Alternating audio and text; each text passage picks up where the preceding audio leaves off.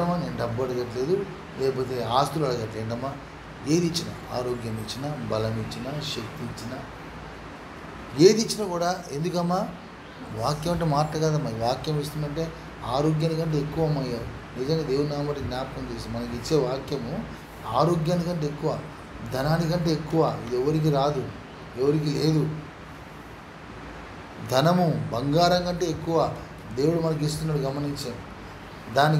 దానికి ఎంతగా వాల్యూ ఇస్తున్నాం మనం. వాక్యానికి, సహవాసానికి, పాటలకి మనం ఎంతగా మనం వాల్యూ ఇస్తున్నాం. ఎప్పుడైతే మనం ఆ విధంగా ఇస్తూ ఉంటామో అప్పుడేమైందమ్మా, దాని విలువను మనం గుర్తించిన వారం ఉండగలుగుతాం. విలువను గుర్తించి ఇప్పుడు ఎందుకు చెప్తున్నాను, అది విలువ ఎందుకు గుర్తించామని చెప్తున్నా, ఇది వెల కట్టలేనిది అని చూపించడానికి. వెల కట్టలేనిది అని చూపించాలి. ఎప్పుడు చూపించాలి? ఎంతో విలువైనదానిగా ఉంచి. బిడ్డింగ్ చేస్తారు. బిడ్డింగ్ అంటే ఏంటంటే బిడ్డింగ్ 5 రూపాయలు, 1 బార్, 2 బార్, 7 రూపాయలు అని ఏమంటున్నాం, వేలం పాట. బిడ్డింగ్, వేలం పాట. అవునా? వేలం పాట వెళ్ళిపోతూ ఉంటారు కొంతమంది. దానికి ఎంతోమంది దాని మామూలు వాల్యూ లేకపోయినప్పుడు కొంతమంది ఎన్నో కోట్లు పెడతా ఉంటాడు. ఏంటి ఆఫ్టర్ కోట్లు, ఏంటి నాకుందా వాల్యూ ఉన్నదా? వాల్యూ లేని దానికి ఎంతో వాల్యూ పెట్టి లాస్ట్కి అది దానికి వాల్యూ ఇస్తున్నాడు. కానీ ఇక్కడ అట్లా కాదు. పెట్టు, బిడ్డింగ్ చేస్తూనే ఉండు. అవతల 10 అంటే నేను 20 అంటున్నా, అవతల 100 అంటే నేను 200 అంటున్నా. బిడ్డింగ్ చేస్తూనే ఉండు. చేసి లాస్ట్కి దీనికి వెల ఎవరు కూడా కట్టలేరు. ఎవరు కట్టలేరు.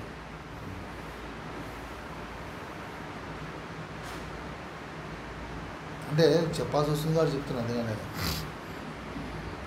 ఒకప్పుడు వెళ్ళలేంది అక్కడ, ఏది మన బస్ స్టాండ్ దగ్గర స్థలం అమ్మ 50,000 30,000 కూడా వచ్చేది. ఇవాళ కోట్లు పెట్టినా రాదు. ఆ మాట, కోట్లు పెట్టినా అది ఇచ్చేవాళ్ళు లేడు, అది అమ్మేవాళ్ళు లేదు. అక్కడ వేరే స్థలము అక్కడ రాదు, కొందాం కదా ప్లేస్ మీకు రాదు. ఇక కాబట్టి ఈరోజు దానికి కోట్లు పెట్టినా మన జీవితంలో గొప్ప ఈ ధన్యత మనకు అనుగ్రహించాడు. దీంట్లో ప్రార్థనా జీవితం అనేది ఎంతో ముఖ్యమైనది. ఇది కోట్లు పెట్టి ఇది వెల లేనిది, వెల కట్టలేనిదని, విలువైన నీ యొక్క సమయాన్ని, విలువైన నీ యొక్క ఆరోగ్యాన్ని నువ్వు ఎప్పుడైతే దానికోసం మనం ఎప్పుడైతే ఖర్చు చేస్తామో దాని యొక్క ఫైనల్ రిజల్ట్ మనం చూడగలుగుతాం. మామూలుగా ప్రార్థన తీసుకోవద్దు. కాబట్టి దేవుడు ఇచ్చిన గొప్ప అవకాశాన్ని ఎవరం కూడా మనం పోగొట్టుకోవద్దు.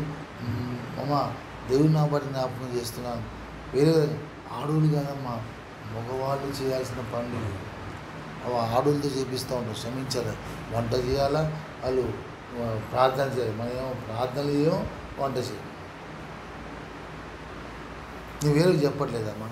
నేను జోసెఫ్ ఆదివారం ఆయన పెట్టుకున్నాడు, ఆయన మధ్యాహ్నం. ఆయన మొగోడు కాదా?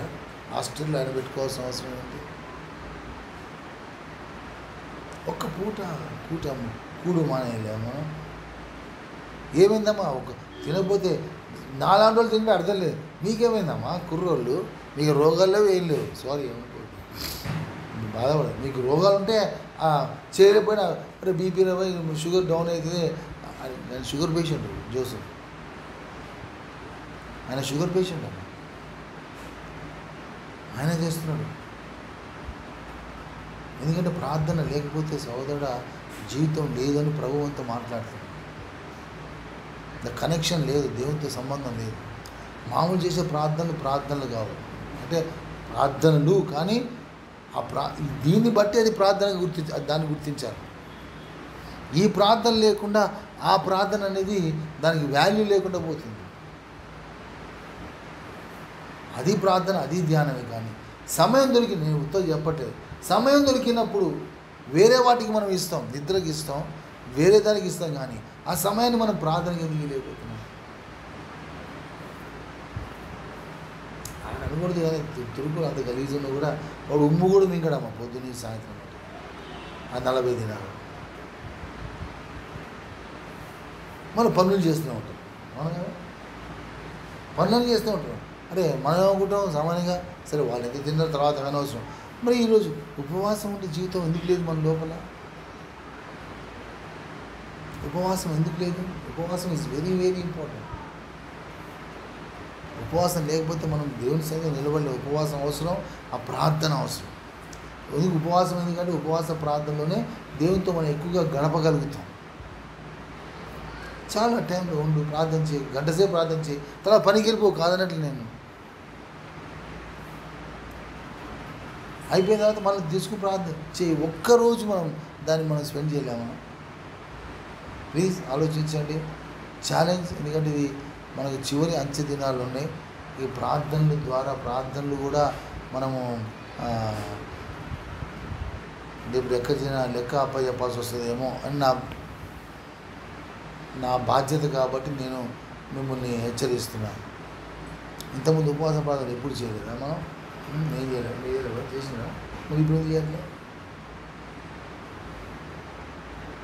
నేను చేసిన చాలాసార్లు చేసిన. నాకు కూడా నేను తెచ్చుకున్నాను. నేను మునగా చెప్తే ప్రభుత్వం వద్దున నన్ను గొడవ పెడతాను. నేను ఆరోగ్యం పోతే పోనీ, నాకేంది? ఆరోగ్యం పోతేనమ్మా. ప్రార్థన అనేది కంపల్సరీ నేను చేస్తాను. నేను తప్పకుండా చేస్తాను. నిర్ణయం తీసుకుని చెప్తున్నాను. ప్రతి ఒక్కరూ వారం ఒక రోజు సోదరుడు మనందరం కూడా అటువంటి ప్రార్థనలో మనం గడపగలిగితే దేవుని ఘనత వస్తుంది. చక్కటి జీవితాలు మనం జీవించగలుగుతాం. దీంట్లో ఎవరు కూడా ఎక్సెప్షన్స్ వద్దు.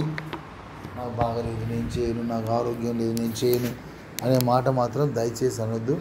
అది భావ్యం కాదు. ఆ విధంగా ఇంకా మళ్ళీ అవకాశం ఉండదు అమ్మా.